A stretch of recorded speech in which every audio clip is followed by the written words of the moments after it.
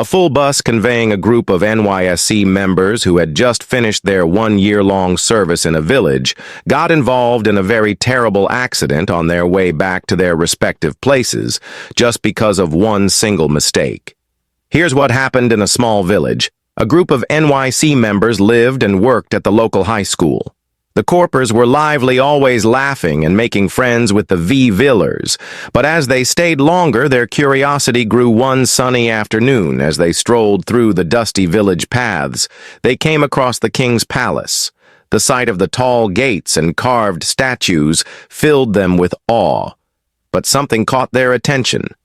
A golden crown displayed inside the palace. Its shine was like the sun itself, blinding and beautiful. "It's real gold," whispered Nonso, the greedy of them all, his eyes glowing with greed. "Do you know how much this could sell for in the city?" Another Korpakimi shook her head. "Don't even think about it. I've heard stories about this village. They say the king's crown is protected by charms and spirits. No one who steals it ever survives." But Nono laughed, his voice dripping with pride. "Charms, spirits, those are just stories to scare people. This crown is our ticket to wealth. Some of the Corpers were tempted, but others were afraid. We shouldn't touch it," pleaded KY. "The village respects their traditions.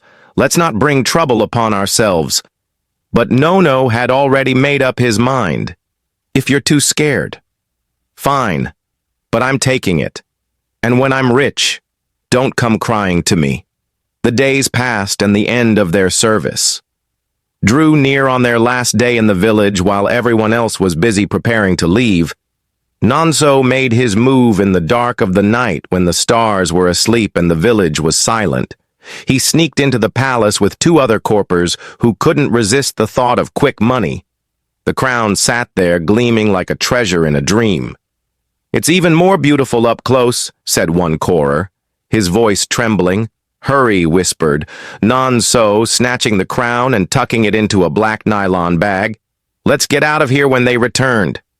KY saw the bag in Nono's hand. "You didn't," she gasped. "We did." Nono grinned, his voice full of pride, "and I'm not returning it." "You're making a mistake." KY warned, her eyes wide with fear. "You don't understand this village. You don't know what you've done." But Nonso shrugged. "Mistake. The only mistake is not taking it sooner." The next morning, the Corpus boarded a chartered bus ready to leave the village. The sky was bright, and the villagers waved goodbye, their faces filled with smiles. Cammy and some few others prayed for protection at the start of the journey, but Nonso and his friends ignored them, laughing and taunting. KY calling her Mommy. "Go Nono." His seat and a smug grin spread across his face. He could already see the riches waiting for him in the city. But as the bus rumbled down the dusty road, the crown's golden glow remained hidden. A silent witness to the greed that had set their fate in motion, the bus rumbled down the bumpy road, carrying the Corpers away from the village. The morning sun shone brightly, casting long shadows of the bus on the dry red earth. Laughter and chatter filled the air as the Corpers joked about their time in the village. Bonono sat at the back, quiet, his bag tightly clutched under his seat. The crown inside seemed to har with a strange energy, though only Nonso could feel it. Suddenly the bus jolted. It came to a halt with a loud groaning sigh. The engine spotted and died. "What's happening?" one of the coppers asked, leaning out of the window. "The bus has spoiled," the driver muttered. Climbing down to check, sweat dripped from his forehead as he poked around the engine. Hours passed under the hot sun as the driver tinkered, grumbled, and cursed under his breath. Finally, the bus BR back to life relieved the Corpus cheer as the journey continued, but soon after a loud pop shattered their joy. "The tire has BST, the driver announced, his face twisted with frustration. He walked quickly to replace it, muttering prayers under his breath. The Corpers were restless, fanning themselves with their hands as the heat beat down on them. Still, no one noticed Nono's bag or the hidden crown that lay inside its silent presence, casting an unseen shadow over them all. With the tire fixed, the bus was back on the road, but as the miles rolled by, an uneasy silence fell over the group. The wind, that once felt warm, now carried a chill. Nono glanced around nervously but kept quiet. Then out of nowhere, the brakes failed. The driver's panicked shouts filled the air as he struggled to control the speeding bus hold on tight. He yelled, but his voice was drowned by the screams of the corpers. The bus swerved wildly before plunging into a deep ditch. The crash was deafening. Dust and debris filled the air, mingled with cries of pain. When the chaos settled, 3 corpers lay lifeless, their dreams and laughter snuffed out like candles in the wind. Others groaned, their bodies bruised and broken. Pulling the injured from the wreckage arrived, but as they counted the survivors, one person was missing. Nonso, maybe he was thrown from the bus. One corpus suggested his voice trembling or burned in the fire. Another whispered, shuddering. But Nonso wasn't dead. He had slipped away from the crash, clutching his back tightly to his chest. His legs carried him far from the wreckage, his heart pounding with fear and guilt. The golden crown still hidden in his bag seemed heavier than ever, as if it knew the blood that had been spilled because of it, and as Nonso fled, the shadow of his greed followed him, waiting to strike again. Nonu hurried away from the wreckage, his legs like the wind as he fled from the disaster. After hours of walking, he finally found another bus heading to his city. Relief washed over him as he boarded, clutching his bag tightly to his chest. The new bus rolled along the road smoothly.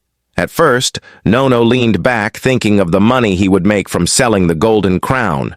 But soon, the bus began to shake. "Driver, what's happening?"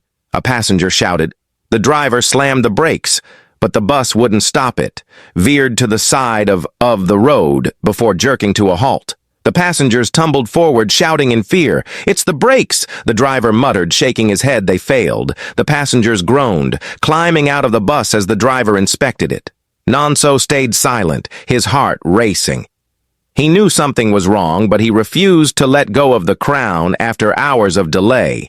Nonso finally reached home, his bag heavier than ever. As he stepped into the house, his youngest brother Toba ran to greet him. "Brother Nonso," Toba shouted, his laughter like music. Nonso forced his smile and patted Toba's head. "Go and play, Toba," he said quickly, heading to his room to hide the crown. But misfortune had already crept into the house like a thief in the night that evening. As Toba bathed, he slipped on the wet floor. His head struck a wooden shelf, and he fell silent by the time the family found him. It was too late. Toba was gone. The house was filled with wails of sorrow. Nonso sat quietly in a corner, his face pale, his hands trembling. He clutched his knees as guilt gnawed at his heart like a rat as the night deepened. Strange cries began to echo through the house. It was not the cries of mourning, but something darker, ghostly. Whispers floated through the air, chilling the family to their bones. The wind howled like a wild beast, and the air grew heavy with fear. "What is happening?" Nono's mother whispered, clutching her wrapper tightly around her shoulders. Then the next blow struck Nono's father, strong and proud, like an old arak tree, suddenly fell ill. His body stiffened, and he could no longer move it. Stroke called the prophet. Nono's mother cried, her voice shaking. The prophet arrived swiftly, his face grim as he examined the father. He spoke in a low, steady voice. "Someone has taken what does not belong to them. Until it is returned, this family will know no peace." The family stared at one another, confused, Ahmed, and terrified. Nonso sat, frozen, his heart pounding like a drum. Who took it? The prophet demanded, his eyes scanning each member of the family. "I didn't take anything." Nono lied, his voice barely a whisper. The prophet narrowed his eyes but said nothing more. He left the family with a warning. If what was stolen is not returned, this is only the beginning, as the family mourned, told, and worried over their father. Nono slipped away to his room. He unwrapped the crown and stared at its golden surface. "It's just a crown," he muttered to himself, his voice trembling. "Tomorrow, I'll sell it and use the money to fix everything. It'll all be fine." But deep down, Nono knew the truth. The golden crown was no ordinary treasure, and his greed had unleashed a storm he could no longer control. As the morning sun rose, Nono's heart was heavy, but his greed remained stronger. He wrapped the golden crown in a black cloth and stuffed it into his bag today. "I'll sell it," he whispered to himself, his voice shaky. He stepped out of the house, his family still mourning, and made his way to the market. The road was long and dusty, but Nono, marched on the bag on his back, felt heavier with each step, as though the crown was fighting to stay in the village. Then it began. From the corner of his eye, he saw a shadow D across the road. He froze and turned, but there was nothing there. His steps quickened, but the shadows followed. "Nono," a voice called. He stopped dead in his tracks. It was faint, but familiar. Turning slowly, he saw a figure in the distance. It was Toba, his little brother, his face pale, returned the crown brother. The ghostly figure whispered his voice, carrying the wind. Nantu stumbled back, his heart pounding like a drum. He turned and ran, but more ghosts appeared. Their faces twisted in sorrow. Some he recognized. Others were strangers as he reached the market. Nono thought he was safe. But suddenly, out of nowhere, masquerades burst into sight. Their tall, colorful figures loomed over him, their whips cracking through the air. "Thief," they shouted, "return what you stole." The first whip struck his back, and Nonso screamed, and another lash, and he fell to his knees. He begged, but the masquerade showed no mercy. "Please," he cried, "I'll return it." But no one else could see the masquerades to the townspeople. Nono was thrashing on the ground, screaming and shouting at invisible enemies. "Is he mad?" someone whispered. Nono's voice rose above the noise of the market. "I stole the king's crown," he shouted, tears streaming down his face. "I stole it!" The crowd gasped. Whispers turned into murmurs, and murmurs became shouts. "He stole from the village." King Nonso still being flogged by the unseen. Masquerades staggered to the prophets. His cries filled the air as the masquerades followed, their whips cracking like thunder. NSO burst into the prophet's house, falling to the floor. The room smelled of herbs and smoke, but to Nonso it felt like a sanctuary. "Help me!" he cried, clutching his back tightly. "The masquerades won't stop they flogging me." The prophet, calm and stern, watched him with sharp eyes. What did you do, boy?" Nonso trembled, his voice barely above a whisper. "I took the king's crown. It's here in my bag."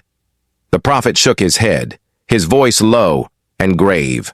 "Do you know what you have done? That crown is tied to the spirits of the village. You've brought a curse upon yourself and your family." Nono fell to his knees. "Please, I'll return it. Just make them stop." The prophet reached for his tools and began a ritual. He muttered chants, waved leaves, and sprinkled powder over Nonso. For a moment the air grew still and the masquerades disappeared. "You have 3 days," the prophet said, his tone serious. "Return the crown to the king, or the curse will consume you and your family. This is your only chance." Nonso nodded, clutching his bag, but as he stepped outside, the masquerades reappeared. They cracked their whips and Nonso screamed in pain. No boss would stop for him. Drivers thought he was mad with no choice. Nono began to walk back to the village, step by painful step. The masquerades flogged him, their voices echoing in his ears. "Return the crown," they chanted. Nono's journey was long and torturous. His legs weak, his back roar from the lashes, but he pressed on, knowing that the crown had to go back to where it belonged, or he would never find peace again. For 2 long days, Nono walked. His body was weak, his back roar from the whips of the invisible masquerades. His legs wobbled like sticks, but he kept moving. The path to the village seemed endless, and the crown in his bag felt like it weighed more than the world as Nantu approached the village. Gates, the air grew heavier. The masquerades, still following him, cracked their whips one last time and disappeared into thin air. Nono stumbled into the village, his clothes torn, his face sore with tears and sweat. The villagers were waiting. The king stood at the palace gates, surrounded by his elders and gods. They had known he would come back. They always did. The golden crown had a way of calling his thief home. Nono dropped to his knees, his body trembling. He unwrapped the crown and placed it before the king. "Forgive me." "Your Majesty," he sobbed. "I was blinded by greed. I thought I could escape, but I've paid dearly for my foolishness." The king looked at Nonso, his face calm but stern. "You have brought great sorrow upon yourself and your family." He said, "The spirits do not forgive easily. You have returned the crown, but the price you've paid is heavy." Nono's heart sank as he remembered his youngest brother and his father. Tears streamed down his face as he bowed his head in shame. The villagers murmured among themselves. Some were angry. Others pied Nono, but the king raised his hand, silencing them. "He has returned with what belongs to us. His greed has already punished him more than we ever could." Just as Nso prepared to leave, a messenger arrived, panting and wide-eyed. "Your father has passed. The man said he died this morning." Nono's knees buckled and he collapsed to the ground. His grief was like a storm, crashing down on him with no mercy. The villagers lowered their heads, for even they felt the weight of his loss.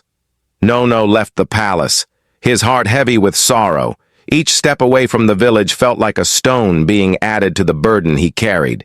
He thought of Toba's laughter now, silence forever. He thought of his father, strong and proud, now gone because of his foolishness. "I cannot go home." Nono whispered to himself. "What home is there for me now?" He wandered aimlessly until he reached a large river near the village. The water was calm. Nono stood at the edge, staring at the rippling surface. His mind raced with memories, the joy he had stolen from his family, the lives lost in the bus crash, the fear he had caused in the village. The crown, now back in its rightful place, had taken everything from him. "I have nothing left," he said. His voice barely audible over the gentle rush of the river. Without hesitation, Nonso stepped into the water. The river embraced him, pulling him deeper and deeper until he disappeared beneath its surface. The ripples faded and the water returned to its calm, quiet state after drowning him. When the villagers learned of Nono's fate, they shook their heads in sorrow. His story spread far and wide, whispered by old women to their grandchildren, told by fathers to their sons. Let this be a lesson, they would say. Greed is a fire that consumes everything. It spares no one, not the thief, not their family, not their future. And so the tale of Nonso and the stolen crown lived on a warning to all who dared to defy the traditions and spirits of the land. I hope you enjoyed the tale. If so, please like the video, share it with your family and friends, comment on it, and don't forget to subscribe to the channel and turn on the notification bell for more enchanting tales like this one. Goodbye.